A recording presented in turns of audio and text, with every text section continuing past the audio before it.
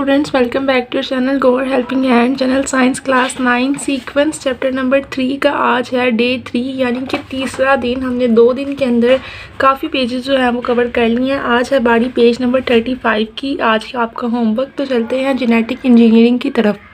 तो आज का टॉपिक है जेनेटिक इंजीनियरिंग 3.5। सबसे पहले आप फर्स्ट लाइन, ऐसी टेक्निक जिसके ज़रिए जानदार एक जीन से मुख्तलिफ जीन्स दूसरी जगह पर मुंतकिल की जाएं, इन्हें हम जेनेटिक इंजीनियरिंग कहते हैं। ये आप फर्स्ट लाइन जो है अंडरलाइन कर लें और शॉर्ट क्वेश्चन के तौर पर प्रिपेयर कर लें। इसका सवाल है जेनेटिक इंजीनियरिंग किससे कहते हैं।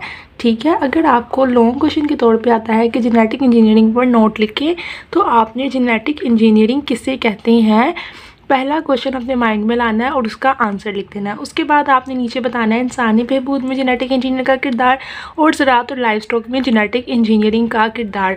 ज़्यादा लंबा करने की ज़रूरत नहीं है, आपको सिर्फ आपने 3 चीज़ें याद रखनी है। एक शॉर्ट क्वेश्चन के जेनेटिक इंजीनियरिंग किसे कहते हैं, दूसरा इंसानी बहबूद में जेनेटिक इंजीनियरिंग का किरदार और तीसरा ज़राअत और लाइफ स्टॉक में जेनेटिक इंजीनियरिंग का किरदार। ये 3 लाइनें तो आप लिख ही सकते हैं ना। अब इंसानी बहबूद में जब आपने जेनेटिक इंजीनियरिंग का किरदार लिखना है तो आपने एक और शॉर्ट क्वेश्चन ऐड कर लेना है, ट्रांसजेनिक जानदार किसे कहते हैं। हर वो जानदार जो कोई आउटसाइड जीन, इंग्लिश मीडियम वालों के लिए आउटसाइड, उर्दू मीडियम वालों के लिए बैरूनी जीन वसूल करता है, ट्रांसजेनिक जानदार कहलाता है।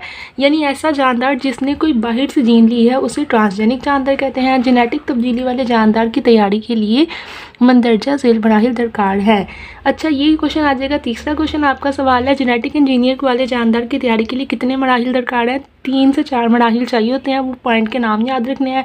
मुतल्लिका अच्छे जीन की शिनाख्त, डोनर जानदार से जीन की अलहदगी, अलहदाशुदा जीन की क्रोमोसोम या डीएनए में मुंतकली, जीन वाले क्रोमोसोम की मुतल्लिका सेल के अंदर मुंतकली। ठीक है, अच्छे जीन की शिनाख्त, डोनर जानदार से जीन की अलहदगी, अलहदा जीन और जीन वाले क्रोमोसोम इनके अंदर मुंतकली। ये 4 पॉइंट आपने याद कर लेने हैं। इसके बाद आपने ये लिख देना है। फिर आपने लिखना है जो हेडिंग दी थी ज़राअत और लाइफ स्टॉक में जेनेटिक इंजीनियरिंग का किरदार, आपने लिख देना है। 3 पॉइंट आप कोई से लिख दें वो आपके लिए इनफ है। ज़्यादा पैदावार देने वाले इकसाम की तैयारी, कीड़े मार अद्वियात के खिलाफ मुदाफ़ियत और फलों के म्यार में इजाफा। बस सिर्फ इतनी चीज़ें याद करने से ये गिनी चुनी 4 क्वेश्चन है। सबसे पहले तो जो आपने है ना, अगर आप जेनेटिक इंजीनियरिंग पर नोट लिखें, अगर आपको क्वेश्चन आएगा लॉन्ग तो इसमें से यही आएगा कि जेनेटिक इंजीनियरिंग पर नोट लिखें। तो आपने बहुत आसानी से ना अपने माइंड के अंदर ना 4 चीज़ें दोहरानी है। एक, इंग्लिश मीडियम वाले उर्दू मीडियम वाले दोनों ना एक स्टिकी नोट बना के अपने इस पेज के ऊपर लगवा लें कि ये 4 चीज़ें जो है ना, हमने ये पूरा लॉन्ग क्वेश्चन है जेनेटिक इंजीनियरिंग उसकी तारीफ। ठीक है, उसके बाद ये 2 हेडिंग के बाद ट्रांसजेनिक ऑर्गेनिज्म यानी ट्रांसजेनिक जानदार और उसकी तारीफ। ठीक है, ऑर्गेनिज्म लिख देते हैं इंग्लिश मीडियम वालों के लिए भी कुछ इजी हो जाए।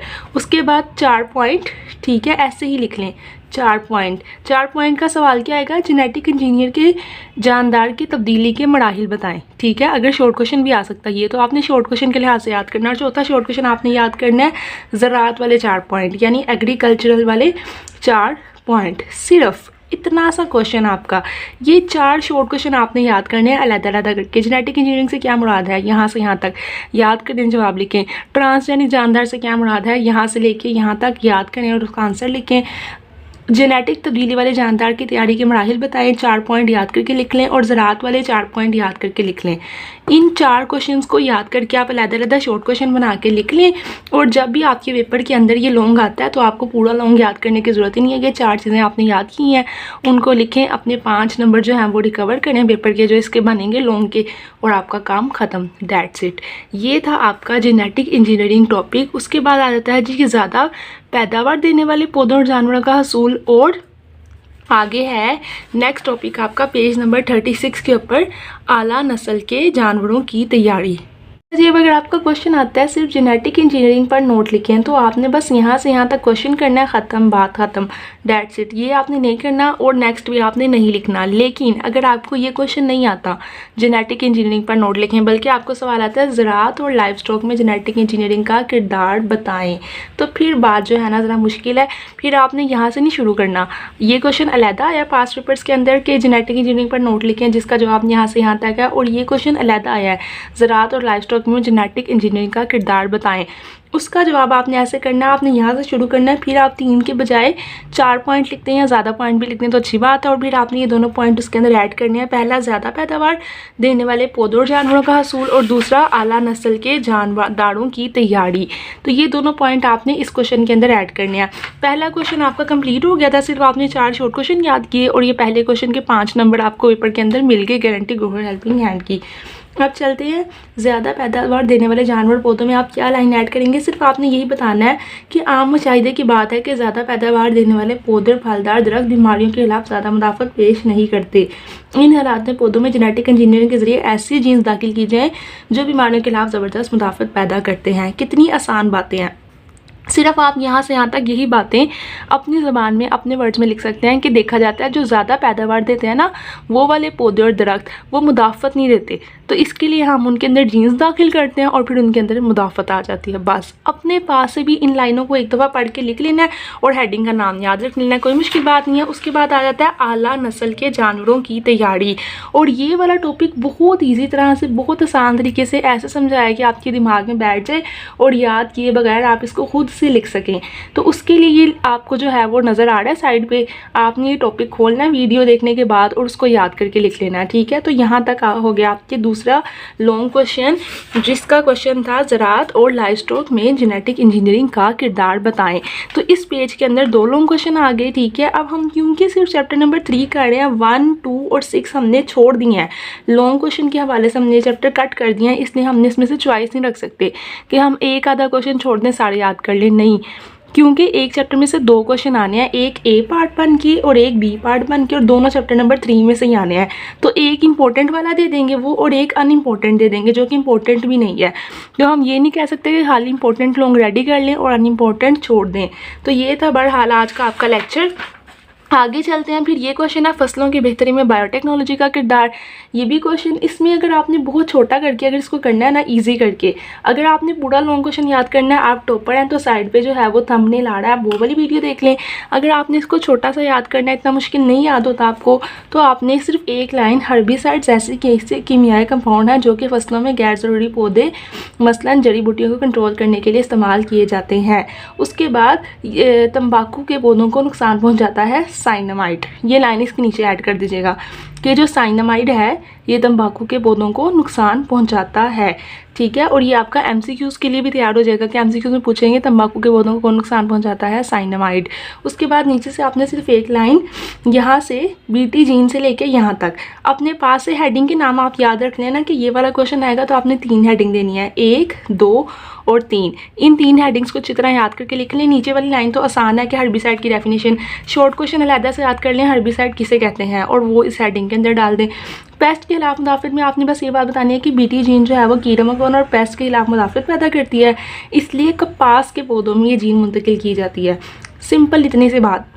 और इससे क्या होता है, कीड़ों के हमले से महफूज रहते हैं पौधे। आसान बात है, मुश्किल तो नहीं है कि बीटी जीन जो है वो पौधों के अंदर मुदाफ़त पैदा करती है, ख़ास तौर पे कपास के पौधों के अंदर, और इससे वो कीड़ों के हमले से महफूज रहते हैं। बस इतना पैराग्राफ आप इस हेडिंग के अंदर लिखने, बाकी कुछ भी ना लिखें। और ये वाली हेडिंग के अंदर आप ये पहली लाइन छोड़ के बल्कि ये पूरा ही कर लें, छोटा सा तो है 2.5 लाइनें, तो सिर्फ ये 2.5 लाइनें यहाँ से, ये 2.5 लाइनें यहाँ से और 1 लाइन यहाँ से, सिर्फ इतना सा करके आपको पूरे 4 या 5 नंबर जितने का लॉन्ग होगा वो मिल जाएंगे। अगर आप यहाँ से लेकर यहाँ तक पूरा नहीं भी लिखते, इतना लिखना ही काफ़ी है एग्जामिनर के लिए। आगे आ जाए जी, एंटीबायोटिक, बहुत इंपॉर्टेंट टॉपिक सवाल है। एंटीबायोटिक किसे कहते हैं? ऐसे मरकबात जो बैक्टीरिया को मार दें या इनकी नशोनुमा को रोक दें, एंटीबायोटिक कहलाते हैं। और टेट्रासाइक्लिन, एरिथ्रोमाइसिन वगैरह एंटीबायोटिक की मिसालें हैं। ये लॉन्ग क्वेश्चन के अंदर भी ऐड करना है और एक्स्ट्रा शॉर्ट भी याद करना है, एंटीबायोटिक्स किसे कहते हैं। उसके बाद पेनिसिलिन का टॉपिक बच्चों पूरा याद करना है, बहुत इंपॉर्टेंट, मोस्ट इंपॉर्टेंट। पेनिसिलिन एक फंगस से हासिल की जाती है जिसका नाम पेनिसिलियम है। ये बैक्टीरिया के खिलाफ बहुत मौसर साबित होती है, इसलिए पेनिसिलियम नैरो स्पेक्ट्रम एंटीबायोटिक्स कहलाती है। ये अलहदा से भी शॉर्ट क्वेश्चन बना लें कि नैरो स्पेक्ट्रम एंटीबायोटिक किसे कहा जाता है। पेनिसिलिन क्या करती है? नैरो स्पेक्ट्रम एंटीबायोटिक कहलाती है। पेनिसिलिन कब ईजाद हुई थी? 1928 में। किसने की थी? अलेक्जेंडर फ्लेमिंग ने और सर हार्बर्ट फ्लोरे, इन दोनों ने मिलकर दरियाफ्त की थी। यही आपका एमसीक्यूज है कि अलेक्जेंडर फ्लेमिंग और हार्बर्ट फ्लोरे ने 1928 में दरियाफ्त की, और यही आपका शॉर्ट क्वेश्चन और यही आपका पूरा पैराग्राफ याद करने के लिए लोगों के हवाले से। आज के लेक्चर के लिए आई थिंक इतना काफ़ी है। पेज नंबर 37 हाफ कंप्लीट हो गया। कल के लेक्चर में पेज नंबर 37, 38 और 39 जो है वो कंप्लीट करेंगे और चैप्टर ख़त्म कर देंगे।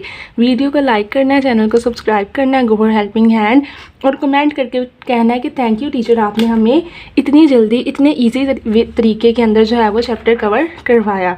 खुदा हाफिज़, स्टे ट्यून्ड, और अपना आज का होमवर्क ज़रूर कंप्लीट कीजिएगा और अच्छी तरह याद करके शॉर्ट क्वेश्चंस लिखिएगा।